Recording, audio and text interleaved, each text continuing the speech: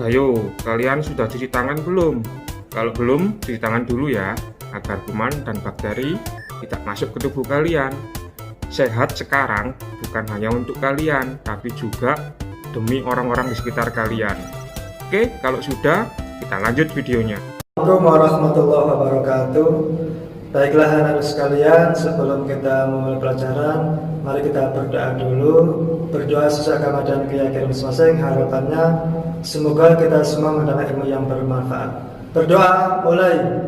Bismillahirrahmanirrahim. Raditu billahi rabban wa bil islami dinan wa bi Muhammadin sallallahu alaihi wasallam nabiyyan wa rasulan. Rabbi zidni ilma warzuqni fahma. Rabbi shrah li sadri wa yassir li amri wakhlul 'uqdatam min lisani yafqahu qawli. Amin ya rabbal alamin. Assalamualaikum warahmatullahi wabarakatuh. Tetap pada materi 2 bab 2 Wilayah Negara Kesatuan Republik Indonesia. Di sini nanti yang akan kita pelajari yaitu terkait tentang asas-asas kewarganegaraan Indonesia, kemudian syarat-syarat menjadi warga negara Indonesia, dan penyebab hilangnya kewarganegaraan Indonesia. Asas kewarganegaraan adalah dasar berpikir dalam menentukan masuk tidaknya seseorang dalam golongan warga negara dari suatu negara tertentu.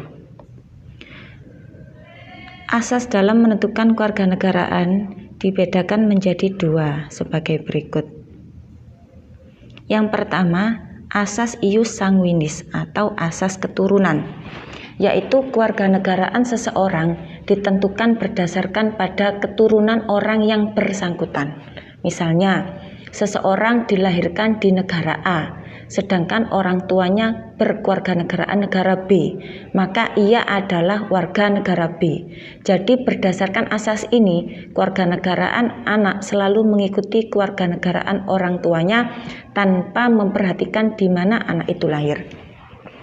Kemudian yang kedua adalah asas ius soli atau asas kedaerahan atau tempat kelahiran, yaitu kewarganegaraan seseorang ditentukan berdasarkan tempat kelahirannya. Misalnya, seseorang dilahirkan di negara B, sedangkan orang tuanya berkewarganegaraan negara A, maka ia adalah kewarganegaraan B. Jadi menurut asas ini, kewarganegaraan seseorang tidak terpengaruh oleh kewarganegaraan orang tuanya, karena yang menjadi patokan adalah tempat kelahirannya.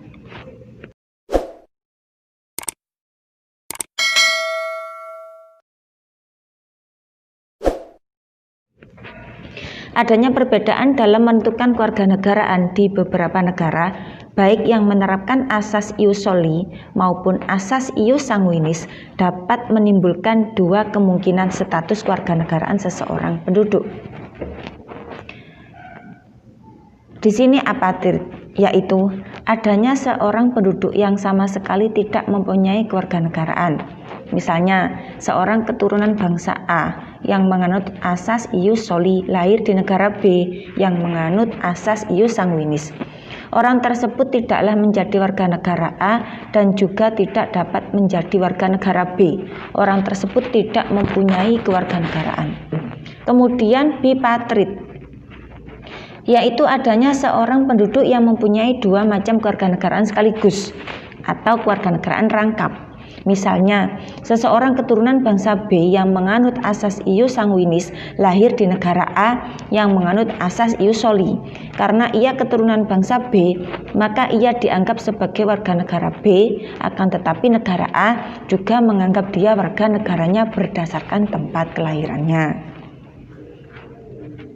Dalam menentukan status kewarganegaraan seseorang, pemerintah suatu negara lazim menggunakan 2 stelsel sebagai berikut. A. Stelsel aktif, yaitu seseorang harus melakukan tindakan hukum tertentu secara aktif untuk menjadi warga negara atau naturalisasi biasa. Kemudian stelsel pasif, yaitu seseorang dengan sendirinya dianggap menjadi warga negara tanpa melakukan suatu tindakan hukum tertentu. Di sini bisa disebut sebagai naturalisasi istimewa. Berkaitan dengan kedua stelsel tadi, seseorang warga negara dalam suatu negara pada dasarnya mempunyai hal-hal sebagai berikut. Yang pertama, hak opsi, yaitu hak untuk memilih suatu warga negaraan atau dalam stelsel aktif. Kemudian hak repudiasi, yaitu hak untuk menolak suatu warga negaraan atau stelsel pasif. Berdasarkan uraian di atas, asas kewarganegaraan apa yang dianut oleh negara-negara kita? Menurut penjelasan Undang-Undang RI Nomor 12 Tahun 2006 tentang Kewarganegaraan Republik Indonesia, dinyatakan bahwa Indonesia dalam menentukan kewarganegaraan menganut asas-asas sebagai berikut. Yang pertama, asas ius sanguinis, yaitu asas yang menentukan kewarganegaraan seseorang berdasarkan keturunan, bukan berdasarkan negara tempat dilahirkan. Kemudian asas ius soli secara terbatas, yaitu asas yang menentukan kewarganegaraan seseorang berdasarkan negara tempat kelahiran, yang diberlakukan terbatas bagi anak-anak sesuai dengan ketentuan yang diatur undang-undang. Kemudian asas kewarganegaraan tunggal, yaitu asas yang menentukan satu kewarganegaraan bagi setiap orang. Kemudian asas kewarganegaraan ganda terbatas, yaitu asas yang menentukan kewarganegaraan ganda bagi anak-anak sesuai dengan ketentuan yang diatur dalam undang-undang. Kemudian yang ketiga yang kita pelajari sekarang yaitu terkait tentang syarat-syarat menjadi warga negara Indonesia. Pada bagian sebelumnya disebutkan bahwa orang yang menjadi warga negara Indonesia adalah warga negara Indonesia asli dan orang asing yang disahkan dengan undang-undang menjadi warga negara Indonesia. Penduduk asli negara Indonesia secara otomatis adalah warga negara Indonesia. Sedangkan orang dari bangsa asing untuk menjadi warga negara harus mengajukan permohonan kepada pemerintah Indonesia. Proses permohonan itu dinamakan dengan pewarganegaraan atau naturalisasi. Permohonan pewarganegaraan dapat dibedakan menjadi dua sebagai berikut. A. Naturalisasi biasa. Di sini orang dari bangsa asing yang akan mengajukan permohonan kewarganegaraan dengan cara naturalisasi biasa harus memenuhi syarat sebagaimana yang ditentukan dalam pasal 9 Undang-Undang Republik Indonesia Nomor 12 Tahun 2006 sebagai berikut. Yang pertama, berusia 18 tahun atau sudah kawin. Kemudian yang kedua, syarat yang kedua yaitu pada waktu mengajukan permohonan sudah bertempat tinggal di wilayah negara Republik Indonesia. Paling singkat 5 tahun berturut-turut atau paling singkat 10 tahun tidak berturut-turut. Kemudian yang ketiga, sehat jasmani dan rohani. Yang keempat, dapat berbahasa Indonesia serta mengakui dasar negara Pancasila dan Undang-Undang Dasar Negara Republik Indonesia tahun 1945. Yang kelima, tidak pernah dijatuhi pidana karena melakukan tindak pidana dengan ancaman pidana penjara 1 tahun lebih. Yang keenam, jika dengan memperoleh kewarganegaraan Republik Indonesia tidak menjadi berkewarganegaraan ganda. Ketujuh, mempunyai pekerjaan dan atau berpenghasilan tetap. Yang kedelapan, membayar uang kewarganegaraan ke kas negara. Kemudian yang kedua, naturalisasi istimewa. Naturalisasi istimewa diberikan sesuai dengan ketentuan pasal 20 Undang-Undang Republik Indonesia Nomor 12 Tahun 2006. Naturalisasi istimewa diberikan kepada orang asing yang telah berjasa kepada negara Republik Indonesia atau dengan alasan kepentingan negara setelah memperoleh pertimbangan Dewan Perwakilan Rakyat Republik Indonesia. Naturalisasi istimewa batal diberikan jika menyebabkan orang asing tersebut berkewarganegaraan ganda. Kemudian materi berikutnya yaitu terkait tentang penyebab hilangnya kewarganegaraan Indonesia. Menurut Undang-Undang Republik Indonesia Nomor 12 Tahun 2006, seseorang warga negara Indonesia dapat kehilangan kewarganegaraannya jika yang bersangkutan melakukan hal-hal sebagai berikut. Yang pertama, memperoleh kewarganegaraan lain atas kemauannya sendiri.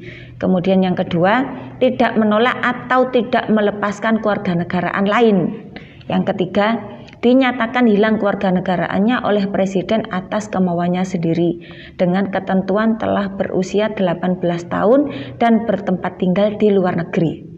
Yang keempat, masuk ke dalam dinas tentara asing tanpa disertai izin dari presiden. Kemudian yang kelima, masuk dalam dinas negara asing atau kemauan sendiri. Yang mana jabatan dalam dinas tersebut di Indonesia hanya dapat dijabat oleh warga negara Indonesia. Kemudian yang keenam, mengangkat sumpah atau menyatakan janji setia kepada negara asing atau bagian dari negara asing tersebut atas dasar kemauannya sendiri. Yang ketujuh, turut serta dalam pemilihan sesuatu yang bersifat ketatanegaraan untuk suatu negara asing, meskipun tidak diwajibkan keikutsertaannya. Yang kedelapan, mempunyai paspor atau surat yang bersifat paspor dari negara asing atau surat yang dapat diartikan sebagai tanda kewarganegaraan yang masih berlaku dari negara lain atas namanya.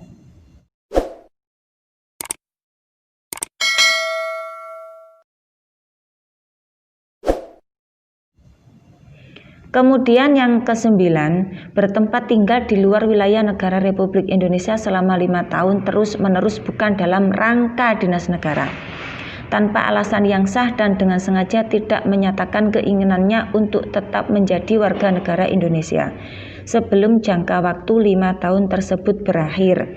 Dan setiap 5 tahun berikutnya yang bersangkutan tetap tidak mengajukan pernyataan ingin menjadi warga negara Indonesia kepada perwakilan Indonesia, meskipun telah diberi pemberitahuan secara tertulis.